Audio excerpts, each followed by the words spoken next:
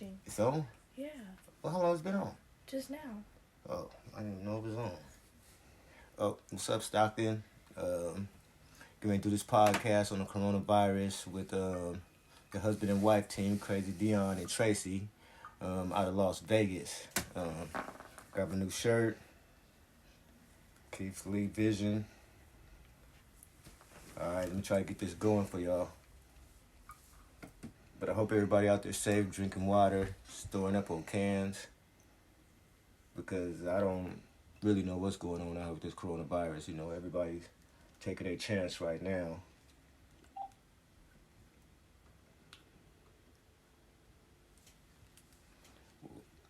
Well, they're going to be on here and I'm going to be on this phone.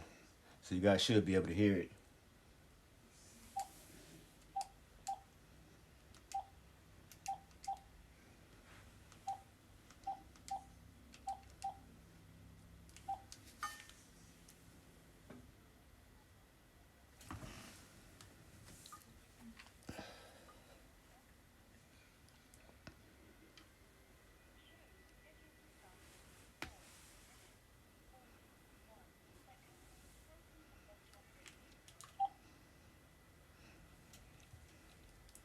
Say 4 minutes.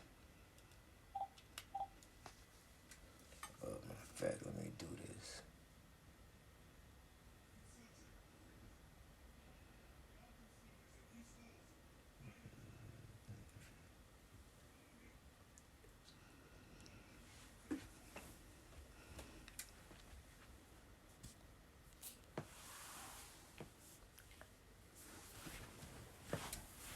Why am I sideways? That's just how it is on your computer. Oh, people don't see it. I'm sideways on the computer. So what they I don't... guess I did this like that. Hmm? You're the one who said you wanted it like that. Well, if you turn it the other way, will it go the other way? I just did. Oh, I hope it ain't messed up. Yes, it ain't. You shouldn't have did that, but I don't know. I think that's just how it is on your phone. See, now I went this way.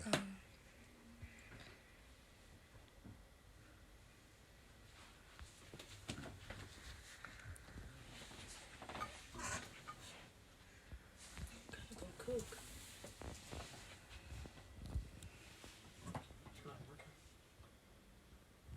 Yeah, it's working. I just got to call in a few seconds.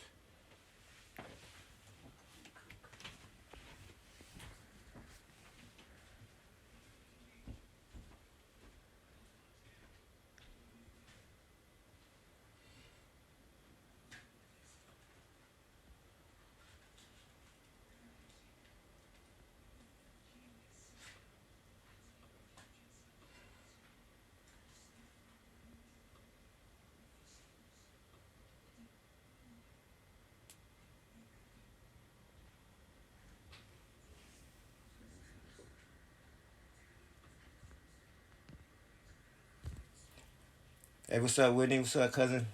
I see you. Love you. Keep pushing.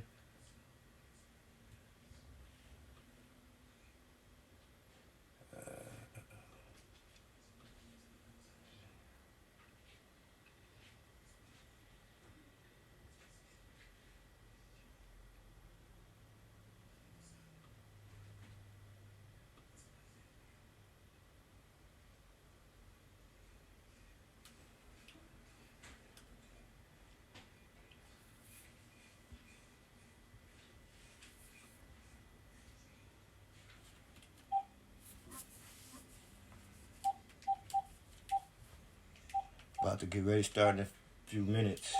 Just waiting to get in touch with them real quick, but you guys will be able to see them up here.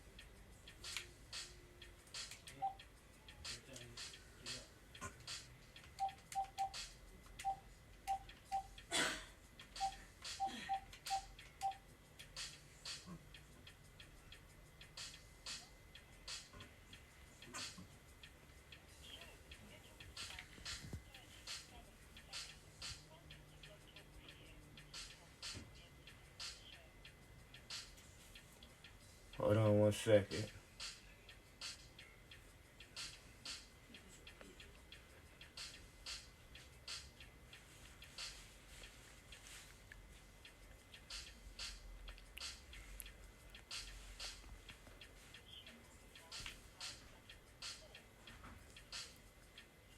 Hello?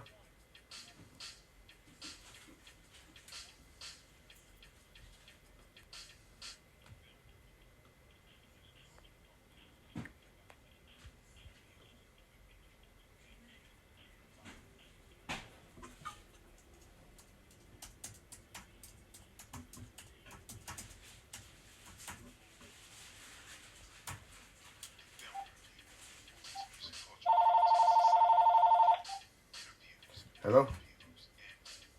Hello? Hello?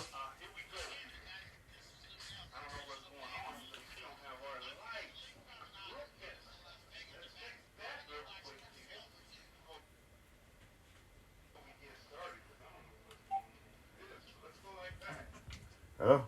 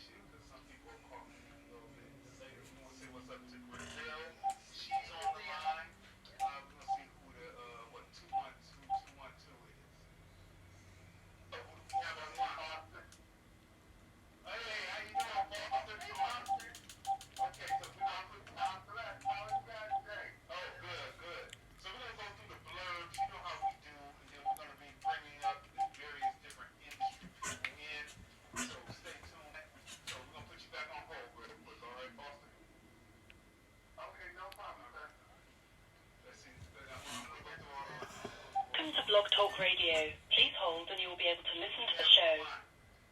Go on, Michael. Hey, Michael. Good. Okay, so I'm going to put you back on hold.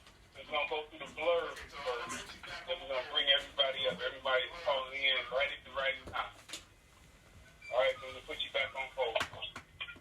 All right. The right time. All right, so we'll put you...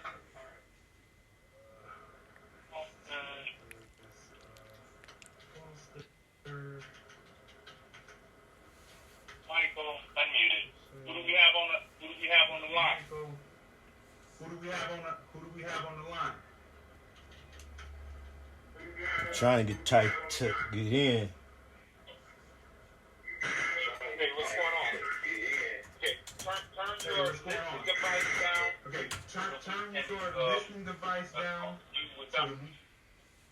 Yeah, because we're getting feedback from that. You gotta listen through your phone. Who are we speaking with? Hello? Hello? Yeah, who's on the line? Can you hear me? Yes, I can hear you. Who's on the line? This is Keith Lee. Hey, how you doing, Keith? Okay, so we're gonna get started. Everyone is calling in, and we got everyone on the line. So we're gonna get started with the blurbs. We're gonna put you back on hold, and then we're gonna get started with the study. Okay. All right? All right, no problem. Much success. Muted. All right, people. So first of all, we want to say you got to know when to hold them, know when to walk away. Never count your money, because there'll be time enough for counting. You know, the gambler went home on Friday. Kenny Rogers They're on YouTube. passed away on Friday, March I'm on voice call. 20th. We want to say condolences to the family. And, you know, he was a crossover artist. He crossed over into us to help Lionel Richie. We helped Lionel Richie cross over to... Yeah, that's right. So, you know, we had to give him kudos because we grew up watching him on TV. They had the Gambler movie, other movies that... Yeah. So we want to say, people, do you have your gloves? You still have my blue gloves on, and do you have your mask? Because this is crazy, right? How to protect yourself. So let's go through the blurbs.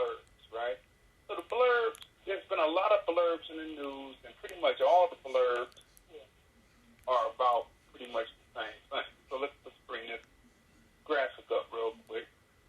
Okay, so the film review blurbs. First thing up is how to protect yourself at the gas pump, right?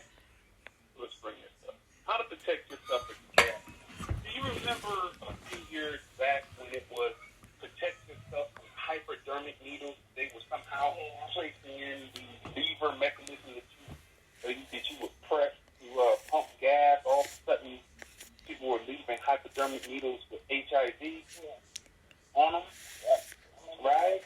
And now somehow they're going to leave the coronavirus on it, right? On the pump handle, right?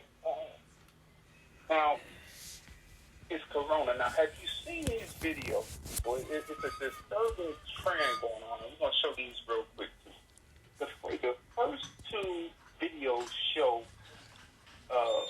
two men at different times on subways pulling their mask down, licking their fingers, and rubbing it on the handrail, right? Purposefully to spread corona. So as you see this, as the person is doing it with the camera, as you see this guy, he licks his mouth and he rubs it on the handrail, right? To pass on the virus. Then he slowly puts his mask up. And with the magic of editing, it looks like he lifted the other guy on another train. He fiddles around in his mouth and he rubs it on the handrail of the tram or the train or the subway, right? Now, this is insane, especially what's going on now. Here's a lady from China who sits on the elevator button that people will get on. And one of her neighbors gets on, because obviously she has the virus. Right. And why not pass the virus on to those who are more healthy? Why not do that, huh? So then one of her people gets on, they get on, and then she presses a button. Now, if she touches her face, her nose, her mouth at any time, she will have what this woman has, because you see she's covering up. The woman is standing back in the back just watching, and she's covering her face, right? I mean, and as you see, the Chinese have tissue holders within their elevators to help people be more sanitary during this moment. And this woman is doing this, right? I mean, this is insane. Then there comes with another, she's rubbing some more, right? And then there comes another thing where the guy gets on and he spits in his hand. And he rubs the virus on, as you see, he's rubbing the virus on the numbers, sitting in his hand and rubbing on the numbers.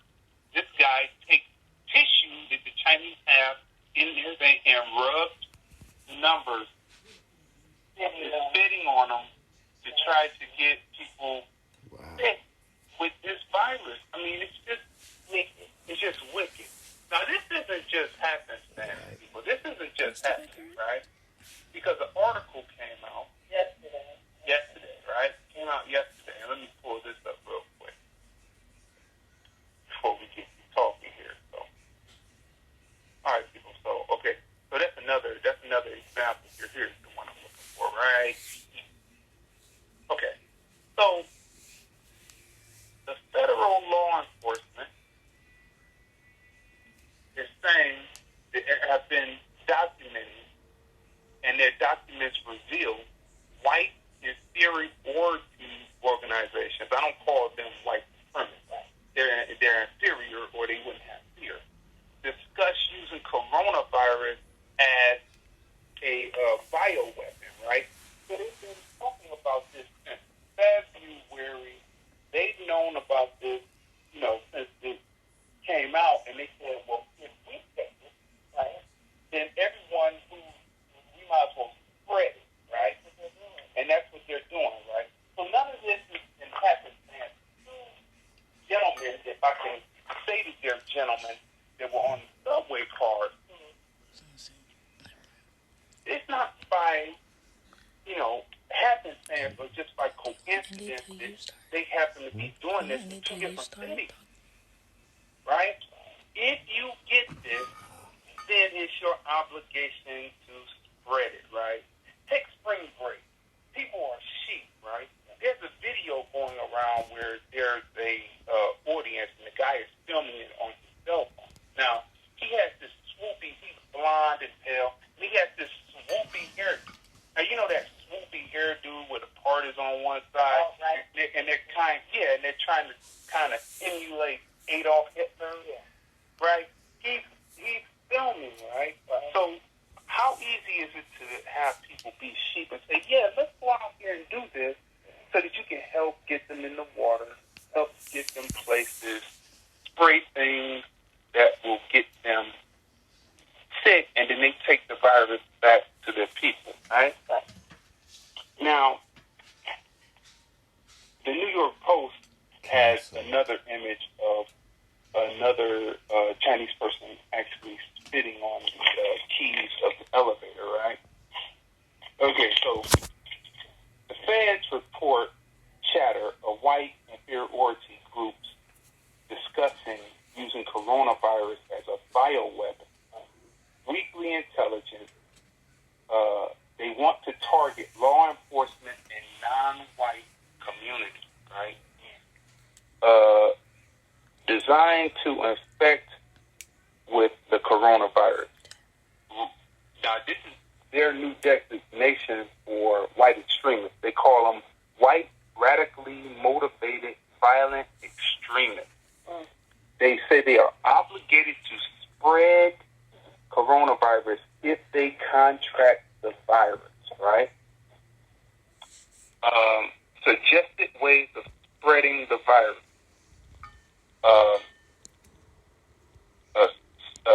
Spreading in public among perceived enemies, leave saliva on door handles at local FBI offices, spitting on elevators, we've seen that, and spreading COVID germs to non-white neighborhoods. Is this one of the big reasons? Now, this is the question. Is this one of the big reasons why they're actually shutting down cities? Because they realize that these people are out to do just that. Are they shutting down cities because they realize the people are out to do that and spread this virus, and they don't want the panic to happen, such as people finding out that these people are spreading this virus and it's spreading it amongst their own people. See, it's not a coincidence. Some agents feel that they're areas, spreading amongst their people. Areas are spreading amongst their people because the people at spring break, they listen to hip-hop music. And so what would they say? Okay, those people are not our people.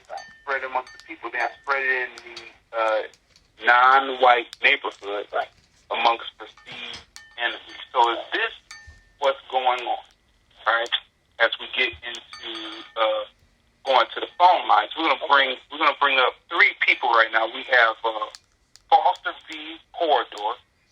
We have Michael Campbell from Bop TV, and we have Keith Lee, independent filmmaker. And by the way, Foster V. Corridor is an independent filmmaker, cinematographer, and director. And we've had, except for Michael, we've had each one of you on the show. Right, so let's bring everyone up here. Unmuted. Okay, how's everyone doing tonight?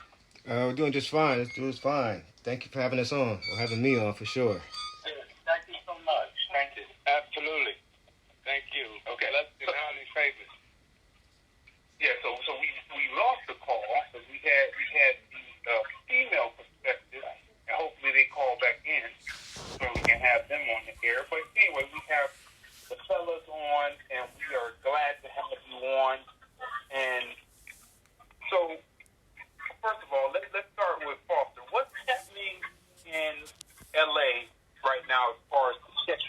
concerned, how is it affecting the industry? I need everyone to turn down anything that they're listening to outside of listening to your phone, so that we can have clean playback when we read. Probably. If you're not talking, putting your mute on is the best way to go. That's right. Well, that's right. Put your mute on, fellas. Still out for you. Go ahead, Paul. What I was going to say is, as far as L.A. goes, Hollywood, it's pretty much shut down. I had 3 shoots scheduled before the middle of April, and pretty much all 3 of them are on hold. And if you go to the LA film office for permits, the office is closed. So if the city is not handing out permits, then pretty much the business is shut down. Did they find And the mayor has that stay at home in effect. So it's pretty much like the rest of the nation. Like New York, LA is just, it's sort of a ghost town. I was on the freeway yesterday, and where it was only probably between 5 and 20,000 cars on the road, and the 40 or 50 miles I had to go, when normally that would be about 500,000 cars. Now, that's a lot to say, because freeways are animals in LA. I just Right. It's animals, right? So Yes. what does that feel like to see that desolation in the streets, and then how are you personally coping with it, dealing with it, and how is the American Black population dealing with it? Well, that's an interesting question. The American Black population it's kind of hard for me to answer unless I call some people that live necessarily in the inner city, because I happen to live in the suburbs. I'm 22 miles outside of the city, in an area called San Dimas. So it's not really urban, but the story is the same everywhere. It's a ghost town. I have to admit, the freeway being empty, it's a blessing, but I try to drive on Sunday mornings, about 4:30, 5:30 in the morning on Sunday morning. That's when I do my writing, because the freeways are totally empty in Los Angeles, and you can go downtown, it's totally empty, and I just take a notepad and drive around. You can go from Malibu to Long Beach to Ontario, all inside an hour and a half in the morning on Sunday morning. So I just write that time. So the freeways now are close to that type of atmosphere where it's really, deserted. I don't know how long. I don't think they can do this. Keep businesses shut down, any more than a week. It's gonna get really hard. Hey, we want to say what's up to people who are watching. What's up to Nikki Rich? What's up to Ed Martin? Nikki Rich says she remembers. So let's go to Michael in ATL in Atlanta. What's happening in Atlanta as far as the shutdown, and then what's happening as far as the industry is concerned? So, Atlanta's pretty much the same as New York and LA. Atlanta, the film industry is dead. The music industry is dead. Things like collaborations and recording and productions, they're on hold, right? I spoke at an event that was given by Georgia, I think it was Georgia Production Partners, or TAG, Technology Associates of Georgia. And I posed the question, this is maybe about a year ago, what would happen if there was no more film industry? What would happen to that? What would that look like? And they all looked at me like I was crazy. And, you know, we have to be prepared for that, especially as a people. We need to really grow what we're doing. And this is an example. If you're moving too fast and you're not moving righteous, God will shut you down and make you realize what's really going on out here. Now, I know I'm sounding spiritual on this thing, but I look at it from an African perspective and all kind of perspectives. Mm-hmm. So expand on what do you mean by not being righteous? Let's expand upon that a little bit. The film industry, or Black Hollywood as you would call it, right, is really, really based on the film industry in Atlanta is based on the big boys. The incentives, all the things that are there are built on the big companies that come in to shoot. They're not here because they want to help grow the film industry. They're here because of a tax break. They're here because of money. And it's structured that it does not help people of color that are in the film and television industry. So the independents, they really represent the majority. If you add up their money and the amount of production they do in a year, it's actually greater. But we're kissing the ass of the majors, right? And the independents don't get really much of anything. And we're out here grinding every day. I feel bad for them. Mm-hmm. Okay. So, Keith.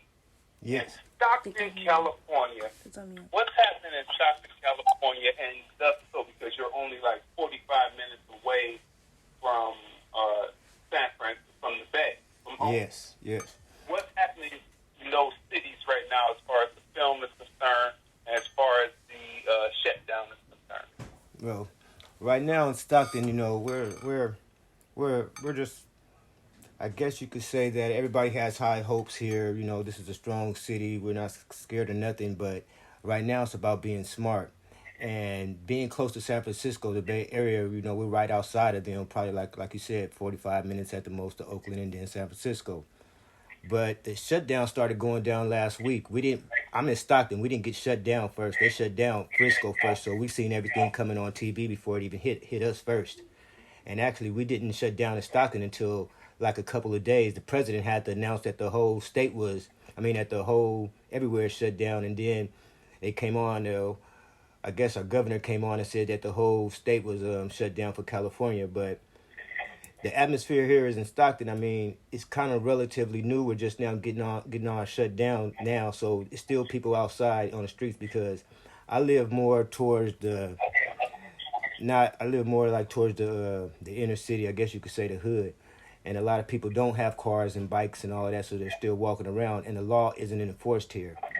But what I did notice that we did get that they said was going on in San Francisco, we seen how they was hoarding the toilet paper. I ain't gonna say hoarding because people are trying to save their own lives. And I don't know what specific each person doing with their stuff. But I know that I live, you know, in this area, and it's a lot of older people. And I had to go out at 6 a.m. to try to get some food and stuff. And this before they did the closing, and the aisles was empty there and everything. So by the time we got the shutdown, most of our aisles and stuff was here kind of like empty. I mean, we still have cars on the road and stuff like that, but you have to really wait your turn to get your products or whatever you're trying to get, your canned goods. You have to wait in line here still because everybody's still right now still trying to just take care of themselves. Because in a few more days, we're pretty sure there's going to be a major lockdown the way it is now going right now, because we kind of like mapped it out towards Italy. Like not too long ago, Italy was at 600. And then when they hit 10,000, they said that we were 11 days behind them. And they got shut down in Italy at 10,000. So then we hit 10,000 in the United States, they shut everything down here now. And now we're at 30,000. And when Italy hit 90,000, I think that they're somewhere around 90,000, couldn't nobody go in and out of the city no more. So I don't know what's going to happen when we hit 90,000. I don't know if this is man-made or not, but I know that you do need to be smart about it and protect yourself. A lot of people here are, I guess, in still like disbelief because a lot of people aren't practicing the 6 feet distance yet. They're not practicing that. I still see people, like when I went to get some gas, but you have to protect yourself when you go out there with get some gas and stuff with gloves. But right now here in Stockton, I guess we're just now getting it together with it right now. But everybody's in high hopes and good spirits, and everybody's hopeful about it, about getting through it though. All right, so everybody can come off mute. Let's get the discussion going between the fellas here. Word American Black Prepared was the largest society prepared, and what do you think right now is the ramifications of being prepared or not being prepared at this moment? Whoever wants to go first. Okay. Well, this is me. I think that my Go ahead, brother. Go ahead. My concern, rather than fear, my concern is martial law. My concern is prison camps being turned into quarantine stations. My concern is us leaving our homes and everything to be hemmed up in these places that look very much like prisons. Mm-hmm. Okay. Well, this is Foster, and yeah, I don't necessarily see that happening. That is what happened in the past, and this is a new deal, and times are different. They won't have to resort to that. What we're not being told is the simple truth is we're all going to get this coronavirus or whatever name it goes up under, but we're all going to get it. That's the thing that they're not saying. You can stay in your house as long as you want to for the next 2 weeks or the next 2 months. Eventually, you're going to get it. And that's what we're not being told. And the only question is, are you healthy enough to survive it and be able to be sick for 2 weeks and still function? If you have, as they say, pre-existing conditions, if you're having health problems, it is definitely going to trim society's cannon fodder off. So I don't think that it is necessarily targeting a group, as a specific group, as it is. It's out there now. Where it came from, who can know?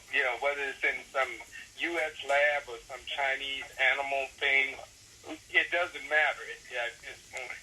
What does matter is survival. So I don't think it's gonna, as everybody was panicking and running to buy toilet paper and all that. That was the initial panic for something new and fear. But the reality that's gonna come out real soon is everyone is gonna get it. So that's why they're trying to come up with something to, fight it off with some sort of drug. But we're all gonna get it. And right now, you just need to be able to be healthy enough to fight it off. That's it. From my perspective. I'll be quiet now. Okay. This is Keith Lee. I kind of agree with the brother that yes, the majority of the people is going to get it, and that's guaranteed. They said between 60, 80% in New York going to get it. Germany talking about 80% for sure. Spain is up there. LA is saying that they're going to definitely oversee 50%. But for the people that can get through this, or if you're just trying to, I think that you need to self-educate yourself. Try to look at France, Spain, and Italy. Try to stock up what you can, because like he said, I don't know if this is government-made, man-made, or if it's really just something that's really out there, but try to protect yourself and your family. Try to, if you can, get gloves. If you can, get goggles, because for some reason that they're saying don't wear masks, but I don't believe that. I think that you should wear a mask to the store anyways. And try to protect your family. If you know you're sick, self-quarantine yourself. I mean, and we're going to lose a lot of black people to this because we're only 13% of the population now. And with 13% of the population and a lot of majority of the blacks living in the inner city and not being well informed about this, it's going to take a toll on us, and that's going to be another negative thing for us. We're not well equipped or qualified with instructions. We don't have any black leaders that's out there. I mean, Rihanna just came out now and said she wants to buy ventilators. I haven't heard from any major black rap stars or anything, or any black actors saying that, hey, you guys, we're up here. We heard from one of the doctors up here. You guys stay in your house, quarantine yourselves. You guys get your canned goods, get your lemons and your water, buy bottled water, because I believe that they was telling people to buy bottled water, and people were stacking it up, but you're supposed to drink that bottled water every day.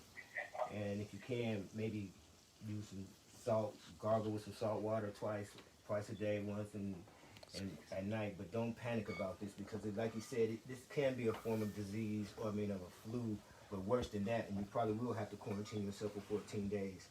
But just be ready for that, and don't think that everybody's not going to die. I don't believe that. You probably will get sick, but you'll be able to get through it, like he was saying. But in case you do, please try to read up on this and educate yourself and your family, and don't be out there shooting dice, drinking Hennessy, and not taking it serious, because you could take that back to your family, back to your grandmother, because a lot of people live with their grandmothers, so you can take it back to your grandmother, your grandfather, you can take it back to your auntie. So right now it doesn't seem like it's in the air, but we're probably like 10 days behind Italy. So by next week, it'd probably be a lot of deaths here, and a lot of people will be scared to come outside, but to get their food. So definitely educate yourself now, so that you don't lose nobody in your family. And just because you don't know enough doesn't mean you can't learn enough. I mean, the internet is still on, but for the majority of the parties, just self-educate yourself right now, and have faith. You gotta have faith. Faith without works is not going to work. You gotta have faith. That's for sure. What's going on to Michaela? I see her chiming in on Facebook. So I'm going to ask this question. I'm going to read a comment that Ed Martin said. Why aren't we as American Black more into the sciences and more into the biochemistry of things? To think about that for a minute, I'm going to read what Ed Martin said. Don't agree. If race is involved, why is it on every continent and country on the world? And the main point of the opening was to talk about how white inferiority organizations are trying to use it as a bioweapon, right? So it's going across. They're trying to use it as a bioweapon to have their ultimate goal, which they call, let me find what the word is for that. Say it what they call it. They call it accelerationism, which is they believe to collapse society so that Nazis can take over. They have to be just destabilized by any means. So as we see these people putting from out their mouths, putting the contagion on handles, spitting on elevator numbers. But this is to get rid of a population who they feel may not be necessarily, even their own people, who look like them, who they feel are not going their way. And with that not be more of a way, more hysteria for people, that people are looking and saying, well, I don't know who this is. They're looking at their own people's strength. Not only is it a race thing, but it's also culture, depending on how you walk, how you talk as individuals. Maybe you get along with black people, maybe you get along with white people. And within the middle of that is someone that's trying to spread a contagion to wipe you off the planet, right? So I believe myself that the government sees this, and that's why they're saying they're trying to stop it, because why is it spreading so much in certain populations? You know, all of a sudden. Right. Well, look what happened in New York. All of a sudden it's just spreading in areas that are affluent. And what are most people who are practicing white inferiority? They're most it affecting affluent areas? So if you want to chime in on that, but pretty much the question was, why aren't we more in tune with things like biology and all that stuff, science and all that? Why are we lacking in that area? This is Keith Lee. I feel that we are lacking in that area because all we ever known, it's like a cliche. Everybody says the same thing. All we have is, if you're not a basketball star or something coming out the ghetto, then you're not considered as making it. And with us not having any lawyers, doctors, and seeing that like it's in the white neighborhood, they see that all the time. Bob next door is going for a degree. Such and such down the street, Susie's going for a degree. But if you're not raised on that and everybody's not on that, like back in the South, that's all they was, go to an HBCU college, go to an HBCU college. California it's not like that, go to a black college. They're just like, go get a job, 9 to 5. And if that's all you put into a kid's head, instead of you could be a doctor or you could be a lawyer or a biologist or a scientist, then we don't even know that you can go that far.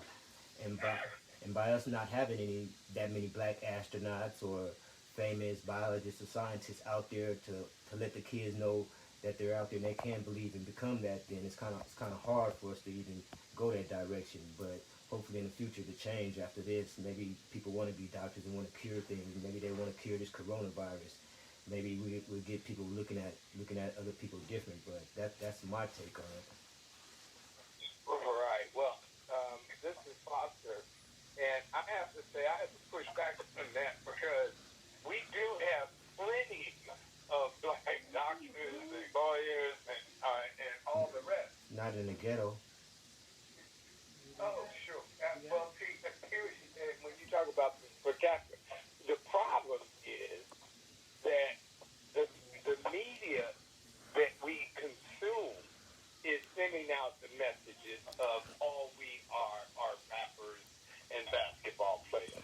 You see, that's why if you look who owns the radio stations in the communities and all the other stuff, even the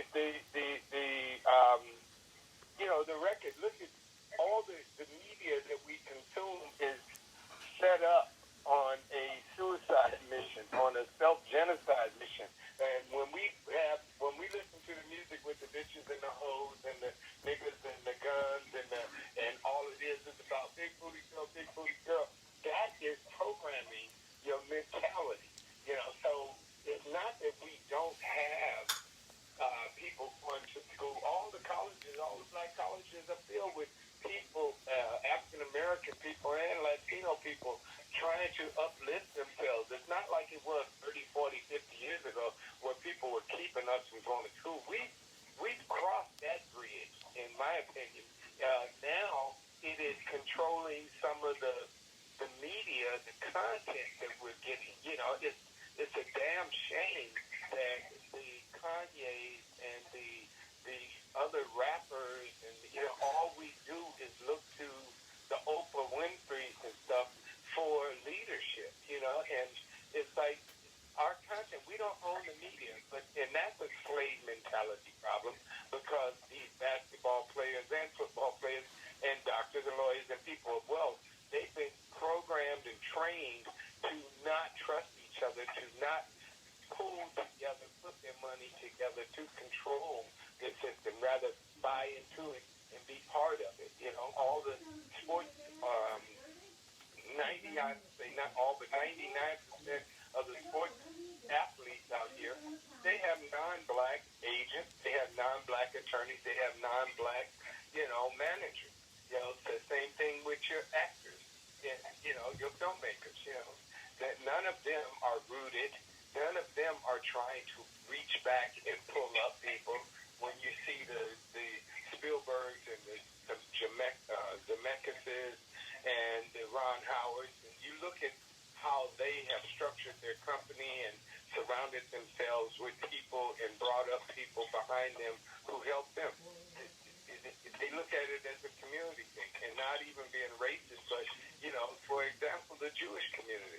The Jewish community made sure that they maintain a certain foothold and power structure in entertainment. But nobody black is interested in that. interested in that.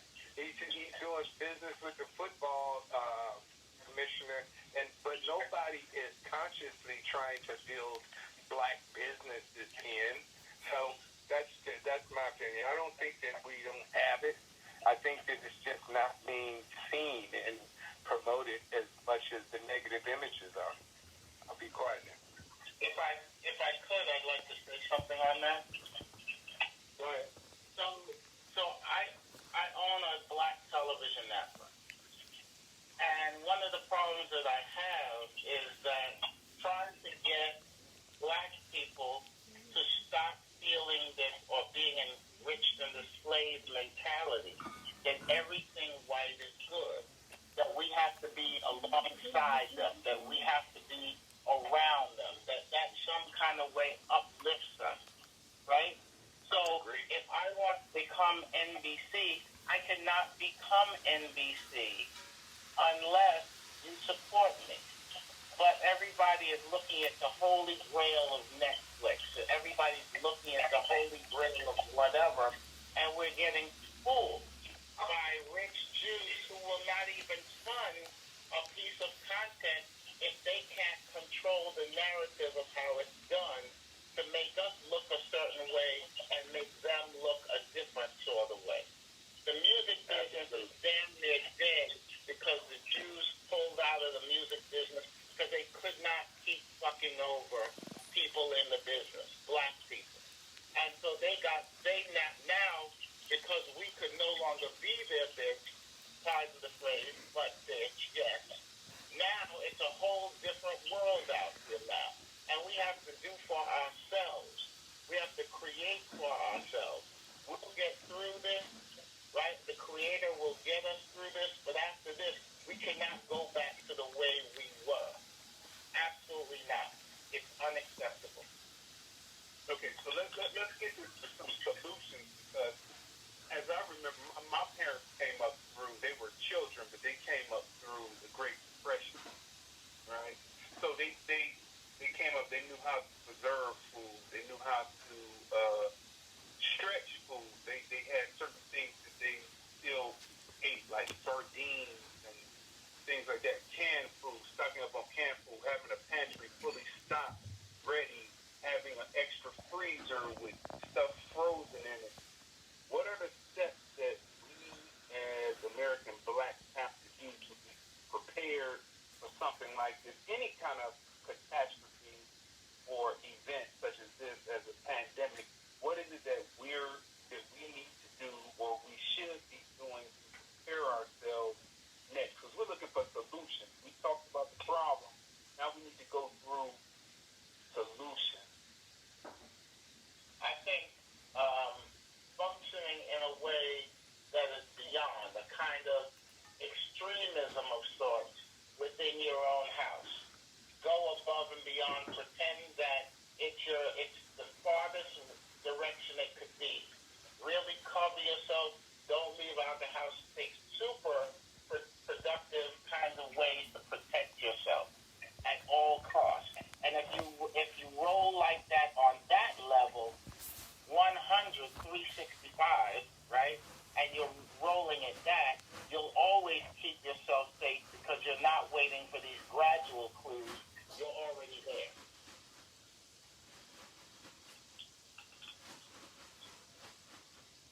Who's next? Okay, this is Keith. Oh, go ahead, bro. Okay. Okay, this is Keith. What I think is we'll learn from this and take away from this is always to be prepared, because this just goes to show you that the rug can be swept from under you at any time. And I was reading something the other day that said that always be prepared to have 2 weeks worth of food, and just because you never know, like a prepper, almost be like a prepper, and I guess educate yourself more on this, because this is not, I think it's population control, because it's going to hit the homeless and everything else. So by this taking process this time, I think that people could learn to be, I guess, more vigilant and more precise on what they're doing, because if you're not taking action now and accountability of what's happening, you're not going to be able to do it in the future. So you have to be able to pass this test. I mean, make a list, to-do list, everything that you need to do for the future. I mean, write stuff down, put stuff in jars, put it away for you for later on, because they said that this might come back. This is just not the end of it. It might come back in another season. So you better learn and prepare yourself for this time, for the next time. Okay. I think that we as a people, you know how they always say, oh, black people don't think like a mouse. I think that at this point in we call it a game, but it's really strict business here. We have to start to think like a monolith. We have to have some kind of rules that an art of war. So we spoke about that last week on the show, but there's no harm in thinking like a monolith, because there are Orthodox and unorthodox Jews, but they have one thing in common: never again. They may argue over how they dress. You know, is one following the guidelines correctly versus the other one? Are you more secular? Like people say, like black people have a argument with being secular versus being spiritual or religious or being in the Gospels, right? We have to begin to think like a monolith on certain things, like our upliftment has to be monolithic in thought. What do you say to that?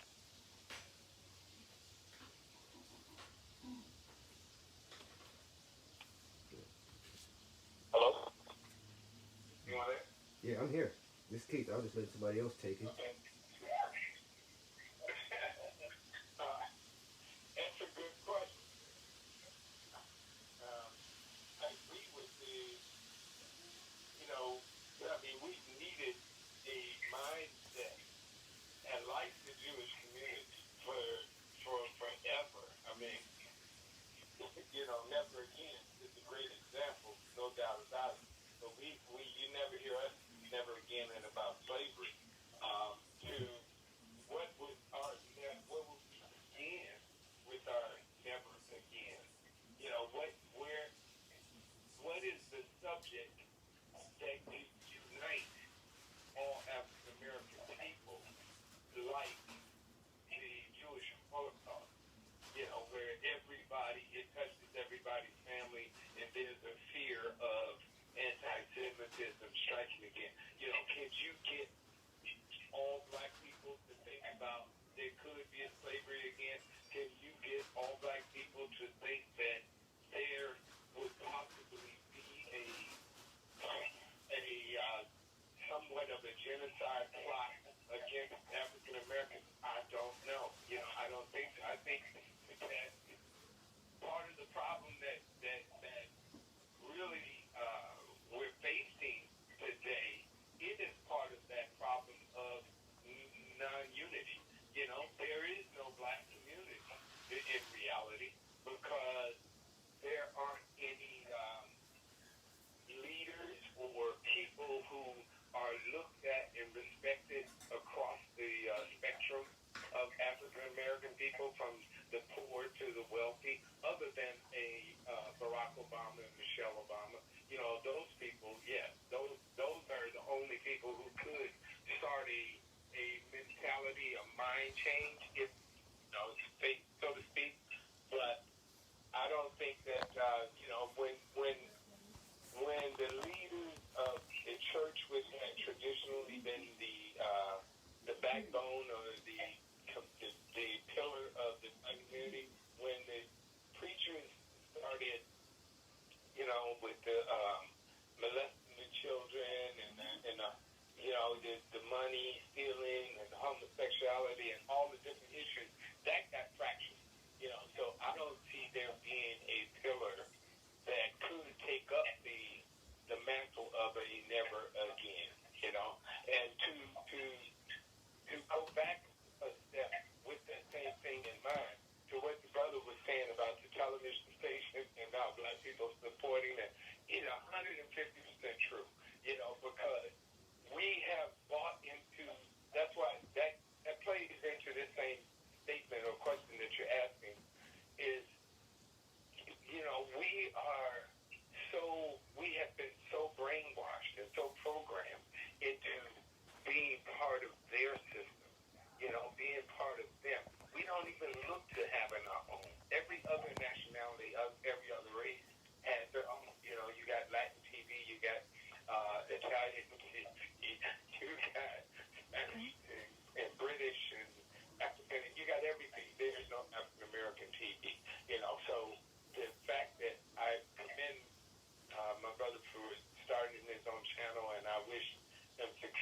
like to know more, you can share amongst all your guests so we can support that effort.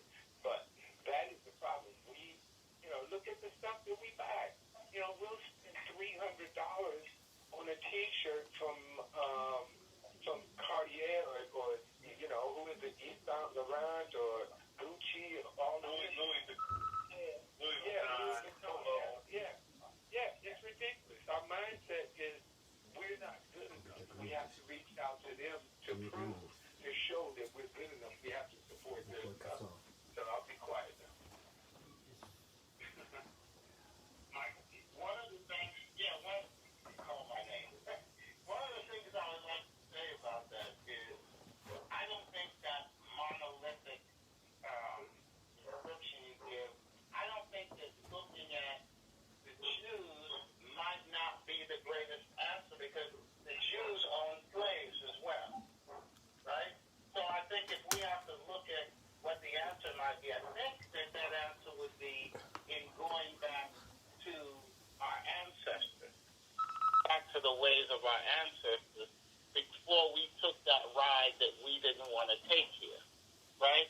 So I'll think about, well, what were we doing before the Bible? What were black folks doing in Africa before there was a Bible? Maybe we need to go back to the roots of all that.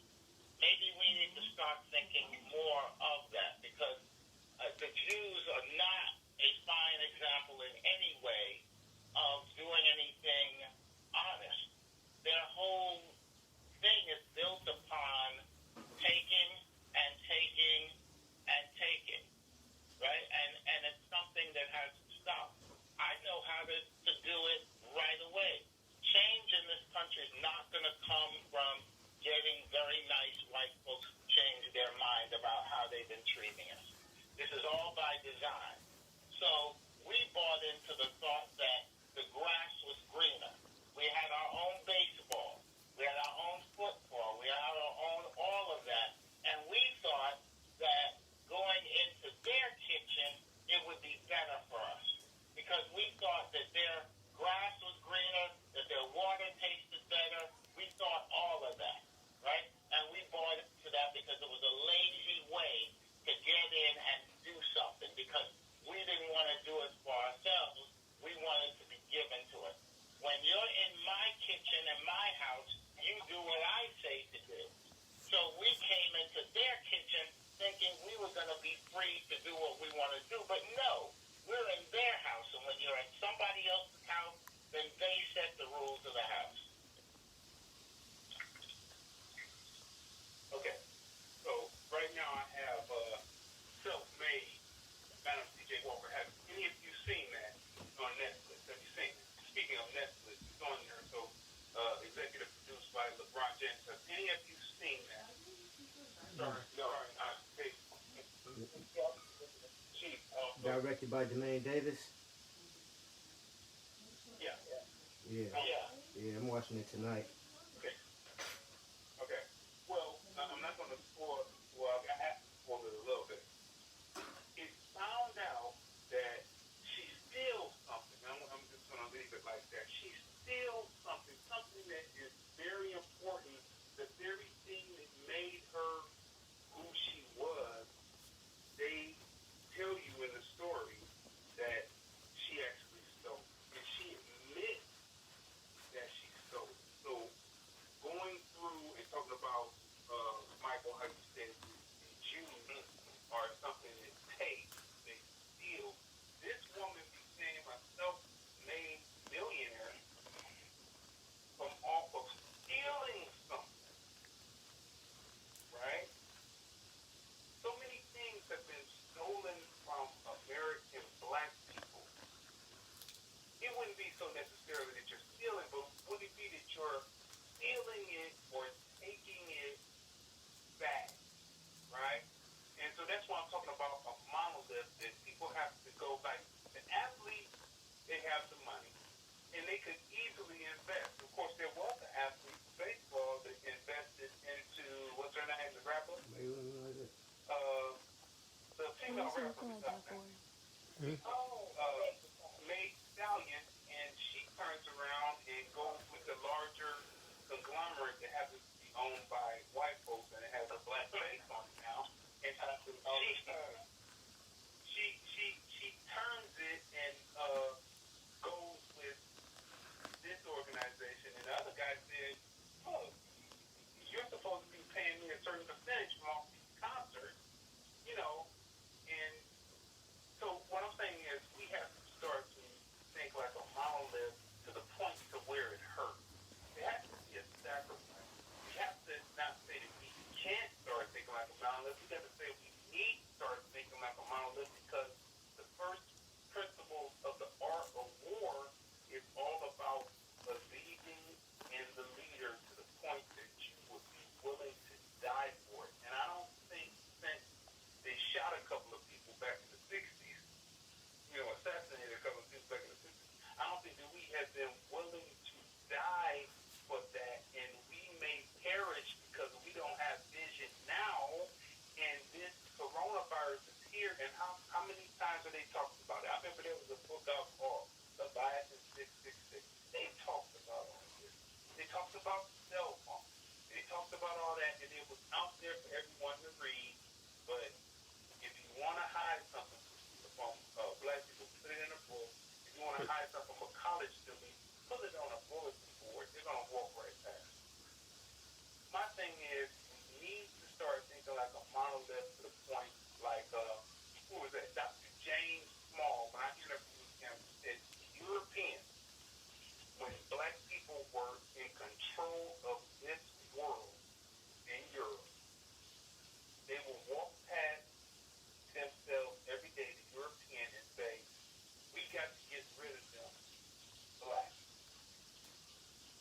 Every day, and that was their rallying, they thought like a monolith, and they rallied behind, we got to get rid of them black in power. Every time they walk, what's going on? We got to get rid of them blacks in power. When we walk past each other, we say, what's up, man? We got to put ourselves in the rightful place. We got to get rid of those people in power. What do you say to that?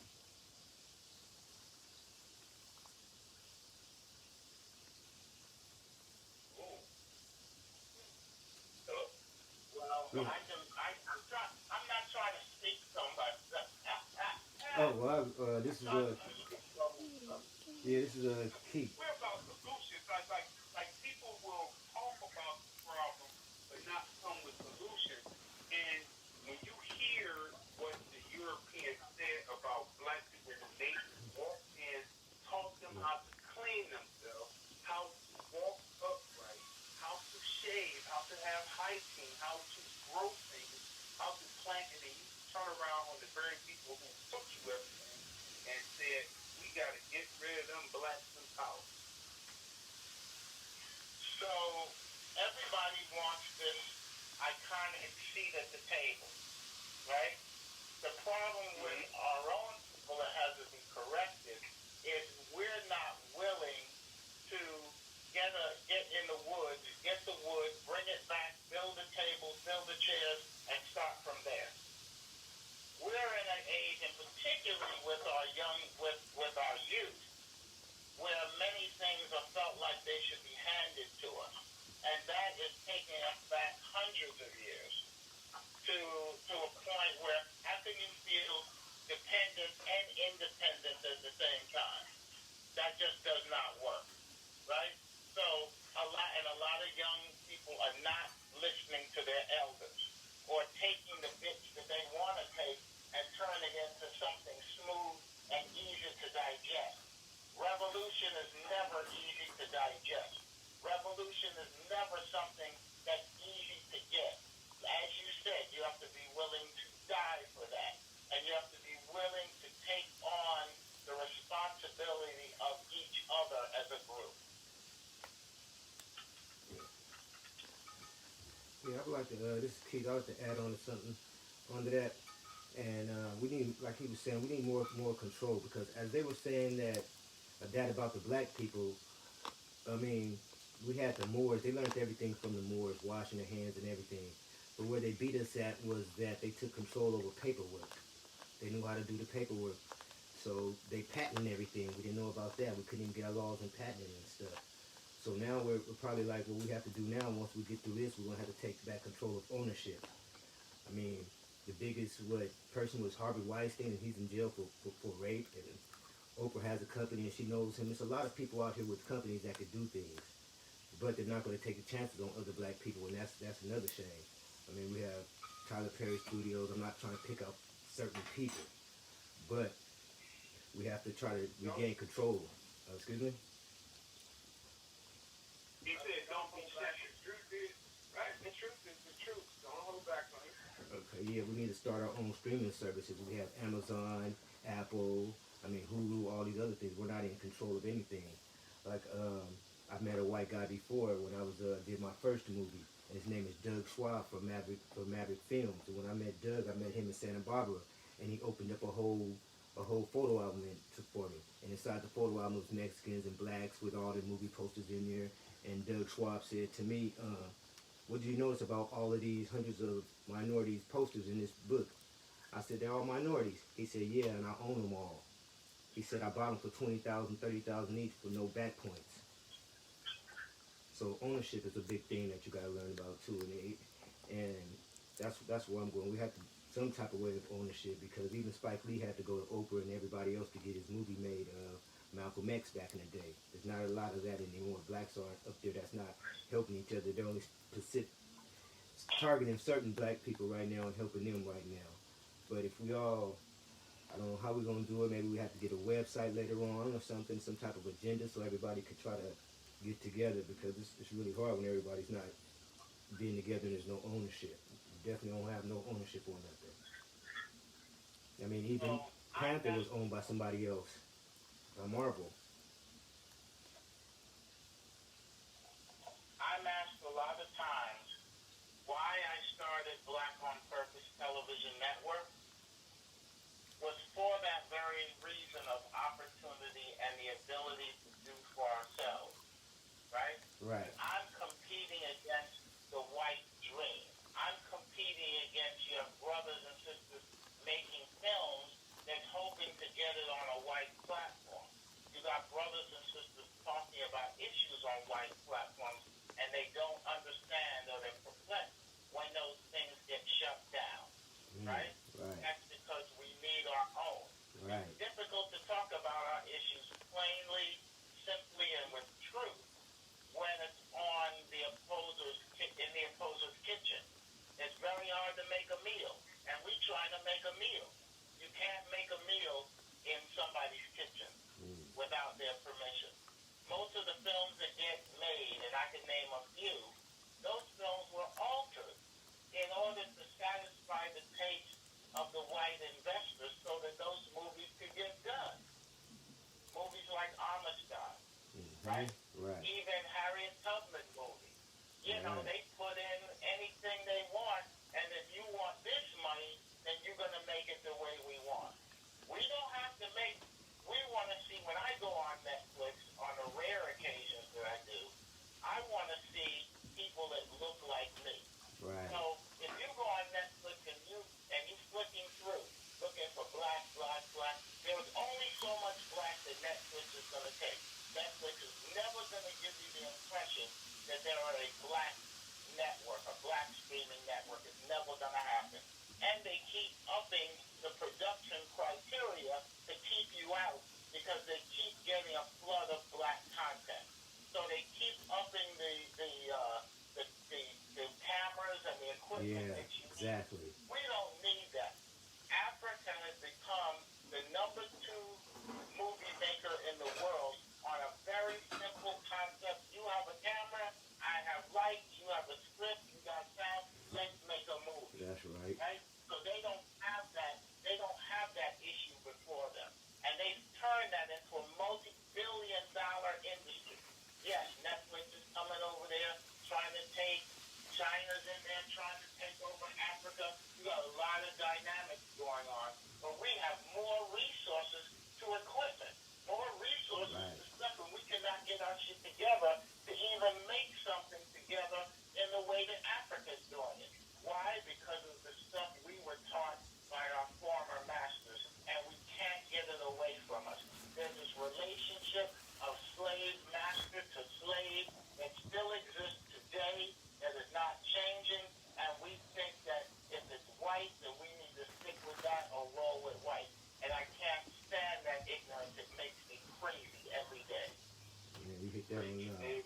man, you hit that on that. I hear you. Exactly. Speaking of white slave masters, how do you think that Trump is handling the COVID-19?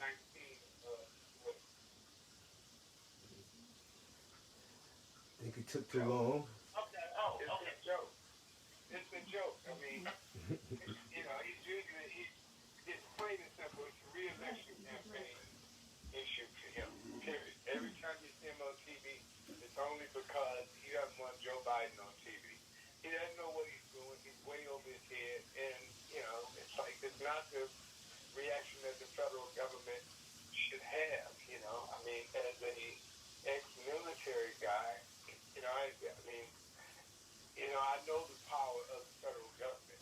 When the United States wants to move on something, they move on it. And it's ridiculous. I mean, when you look at Thailand did what America should have done the first 24 hours.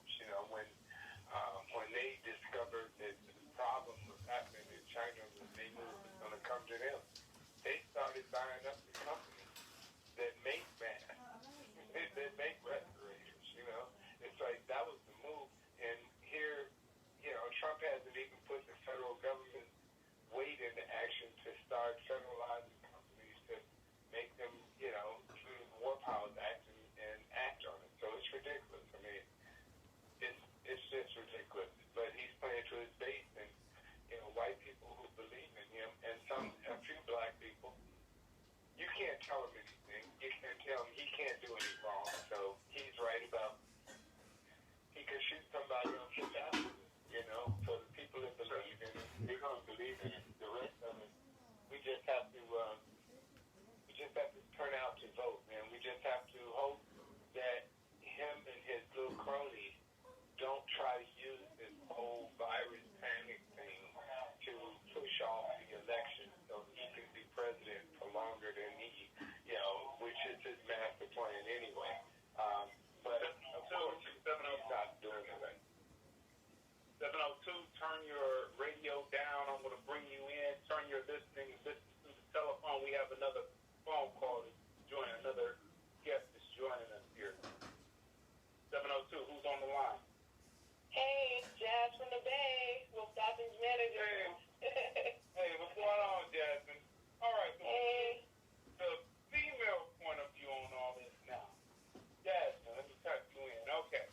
So, Jasmine, have you been listening to the show, or have you been busy and just got a chance to get to the phone to call in?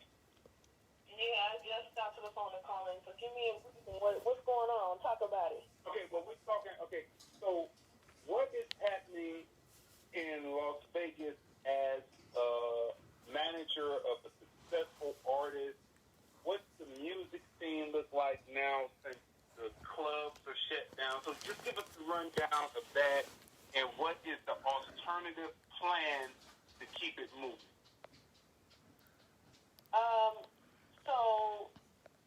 Wolf was scheduled to perform. He was actually booked for the entire month of March and the entire month of April. And I had to cancel all of those shows, obviously.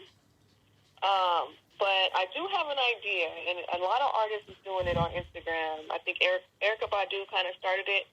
She has a new album that she's getting ready to release, and she had a brilliant idea of doing a live listening party on Instagram, and I think you donate $1 to join. Mm-hmm. And so I thought that would be a great idea for us. So I know right now we can't do a physical show, but we can do a virtual show. It's possible. And I think this virus stuff, it's unfortunate that people are losing their life over this. It's tragic, you know what I mean? Because I think there's more to it than what they're going to let us know, meaning the government. But I think, the businesses are suffering, and it's just a lot of negative is coming from it. But we still have to survive. We still have to live. We still have to maintain. So you know, the life, you have to go on, you know what I mean? So for me as a manager, for my artist, I thought of many ideas that I could put into place because of this virus, you know what I mean? Like, everything doesn't have to be physical. Now we can go virtual. So open your mind to those ideas when it comes to music. You know, and it's a great idea. Is the American Black music community, were they ready for this? You're out there, you're speaking to other managers, you're speaking to artists. Weren't they prepared for this, or were they lacking in certain areas? I don't think they were prepared for it. I don't think so at all. Which is, I mean, I think honestly, as Americans, we got lazy. We got lazy and we got comfortable. You know, this could have been an idea somebody should have thought about a long time ago, with the virtual shows and things like that. You know, donate $1 to a charity to be a part of the virtual show, a live show, you know, on social media. But we got so used to just having our phones and clicking on this and just, you know what I mean? And it just, I don't think anybody was prepared for this. But it does open your mind to different businesses, because obviously everybody's working either from home or can't physically go to work. So now you got to figure out another hustle from the house. You know what I mean? So what would be your top 4, top 5 moves in the future to keep Black people insulated from things, such a thing like this, like a pandemic? Like, you can't get necessarily from whoever. You can't get inoculated from the virus possibly affecting you. But as far as the money and keeping everything flowing and not drying up, not going out of business, not losing, what are some of your ideas? 5 or top 4 or top 2? Or number 1 to keep flowing, and I want to ask everyone else to think about that. And one thing that can push to keep it moving.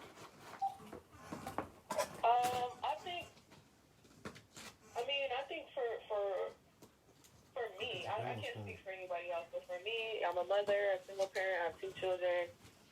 It's me and my children who live together. I would put in place a survival pack. Like, I know it sounds like some movie stuff, but it's real. You know what I mean? A survival pack for me and my children, that would have been so bomb, you know, if that was put into place. And then as far as our community, I just feel like saving. Like, I think in our community, we don't know how to save, and it's used to having money. You know, so I think that's the number 1 thing. Like, we got to learn how to save money and put aside for things like this, you know, for emergency situations, you know. And the one thing that affected me the most is with the kids, because that, you know, them going to school and not being able to finish their, you know, their schoolwork for the rest at least until spring break, because they were going to go on spring break anyway. But these schools did not want to close. It was like Clark County School District did not want to shut down. You know, they wanted the kids to still be exposed, and they still felt like they weren't at risk. So it was just crazy. And then they didn't have no plan B on how the kids were going to do homework at home after they did get closed down. So that was like the number 1 thing. Preparing the kids for, you know, being away from school to do their homework at home with proper Wi-Fi, internet. You know what I mean? And then, like, a survival pack that includes, you know, the basics, toilet paper, some canned food, stuff like that. And just putting aside some change for this. Okay, so let me unmute it. Michael Campbell.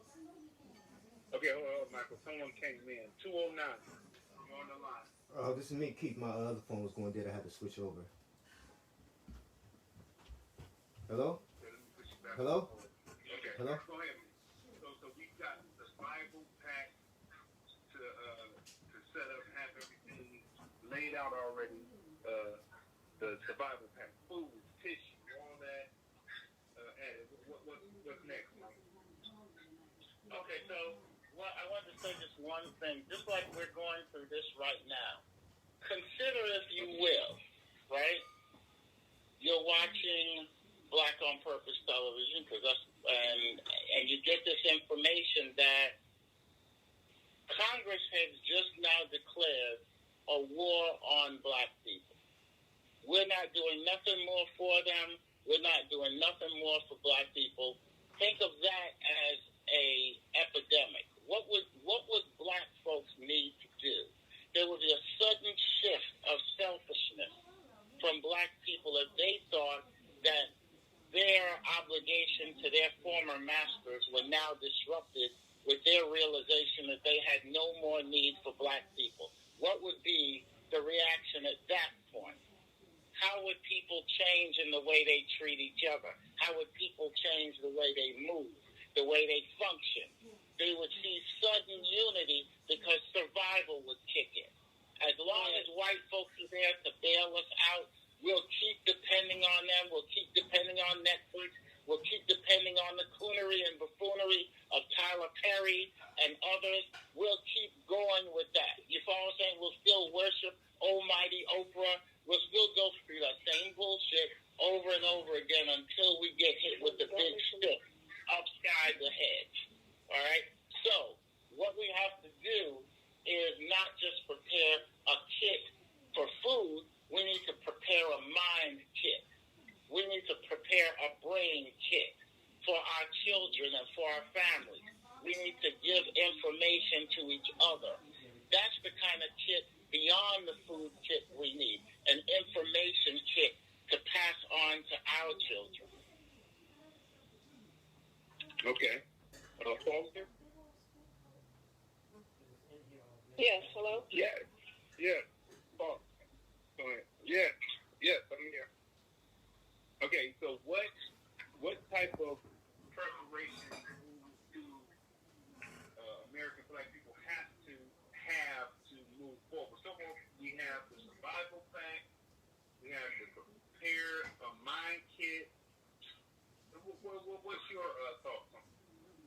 Well, I'll be honest, I don't have a lot. I mean, I'm so in line with this gentleman, and I'm sorry, I don't know his name, but with the mind kit, Michael, is it? Yeah, Michael Campbell. Michael pretty much took the words out of my mouth. I love it. It's like the mind kit is the thing because, on a certain level, with the way society is, we're all in the same boat with preparedness. I mean, we live in California, so this is earthquake territory. So you always should have some water and some food and basic necessities, tucked away. Not for coronavirus, and I know just for, it could be an earthquake any moment, and I always believe that earthquake comes at 3 o'clock in the morning. If you don't have flashlights and some water and whatever necessary, then you're out. And that's not just a Black thing. That's just a human thing, and that's a just survival period.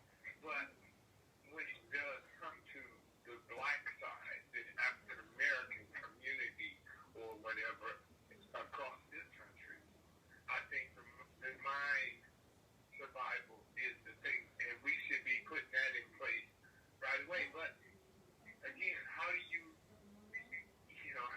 get to now? And Michael said he didn't think that the Jewish way was the way. And again, I agree and I disagree with that because I think that for an example that you gave, never again, the Jewish model is a great model because that shows a real sense of community and unity.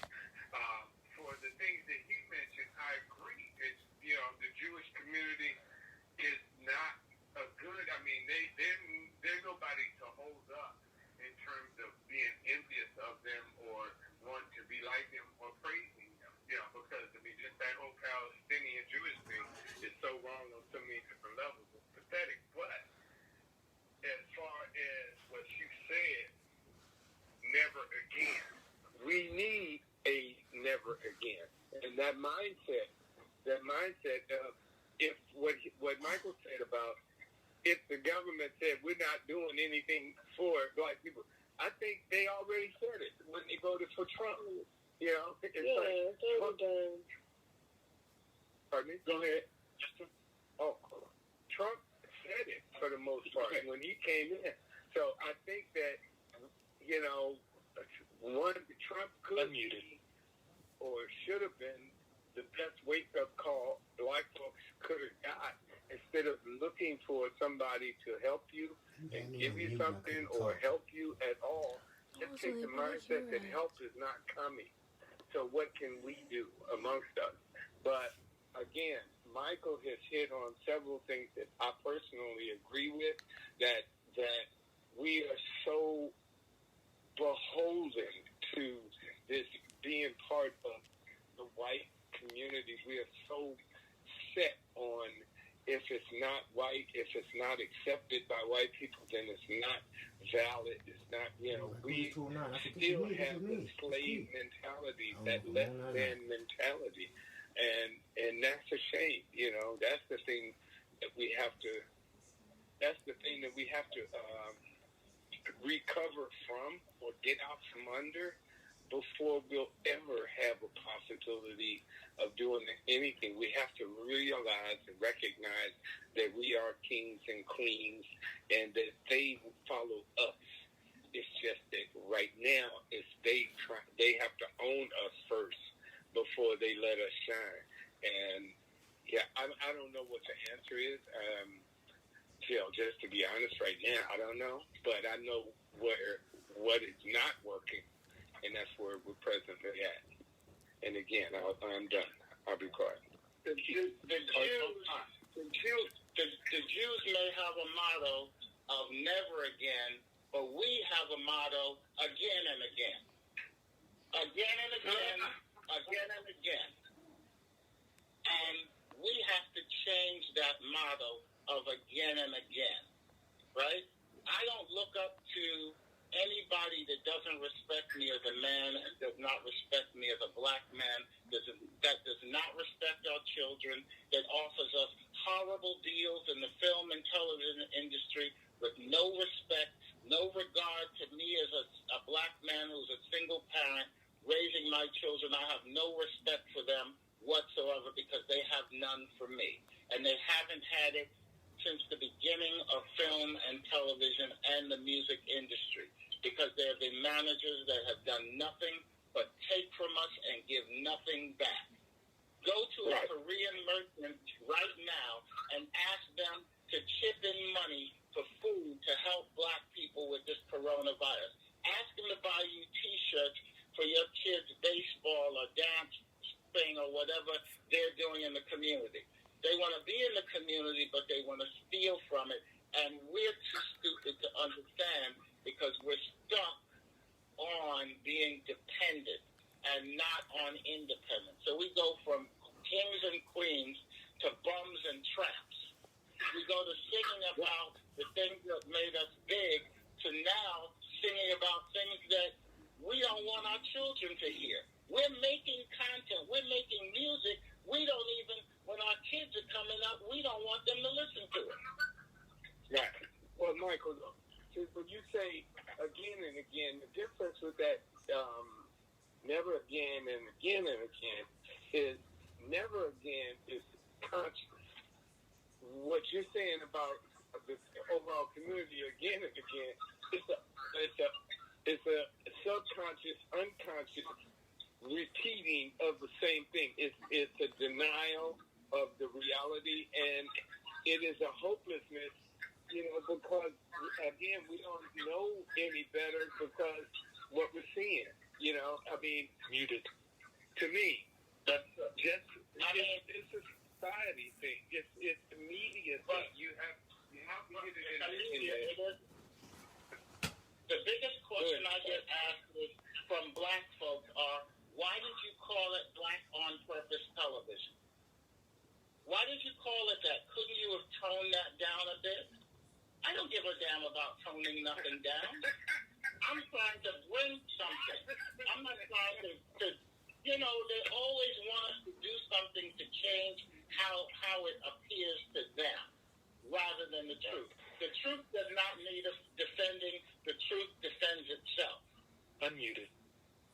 Okay, hold on, Michael. Keith, are you on the line? Yeah, yes, I'm listening to it all. Okay. So what is your one solution? Because so far we have survival pack, prepare a mind kit again with a different way of saying, of going along with the way the Jews say never again. What's one of the things that American blacks can prepare themselves so that something like this won't touch them as hard as it's touching them now, affecting them? Well, I guess prayer. But if you're really looking at it that way, I mean, we gotta have ownership, and you gotta have good energy and spirit and a gusto about yourself, because you gotta put one foot after the other. Nothing's gonna be handed to you, so you're gonna have to get out there and go and make it your own, whether it be guerrilla filmmaking, independent, or anything. You're gonna have to have that in you, because some people have a wishbone where the backbone is supposed to be. And we're going to have to take charge and ownership and let people know that we're not scared of nothing, and we can stay in charge, but we're going to have to become an ownership and not be scared. So can't have no fear. No fear. Okay, so, that is the saying of the night. Yeah. A wishbone where a backbone should be. No fear. All right, so survival pack, prepare mind kit. Mind kit, never again, and no fear. They don't have a wishbone where there should be a backbone. All right, so we're coming up with solutions here at the Film Review, Movies, Music, Culture, Politics, and Society. And we have only about 30 minutes left. Can you believe that this time moved this fast? But listen up. I'd like to thank Foster B. Corridor, Foster B. Corridor, cinematographer, lighting, script, director, editor, Michael Campbell, CEO of Fox TV, Black on Purpose Television, Jasmine, manager and promoter, marketer for Whoop Dotson. If you ever heard Whoop Dotson's music, it's incredible. And of course, last but definitely not least, Keith Lee, independent filmmaker who has his products out everywhere. We reviewed his film on here, and he's also on Amazon with his American Crime. I want to make sure I get that right. So anyway, so in closing, last minute, how people can get in contact, and starting with Keith Lee. Keith Lee Movies, Instagram.com, Keith Lee Movies on Facebook, Keith Lee Movies on YouTube. And that's L-E-A with a lead, Keith L-E-A. L-E-A, that's right. Hold on, okay, let me make sure. Yes, okay. So I'm going to let you go, and then we're going to go on to Jasmine, because we're going to move on with the rest of the show.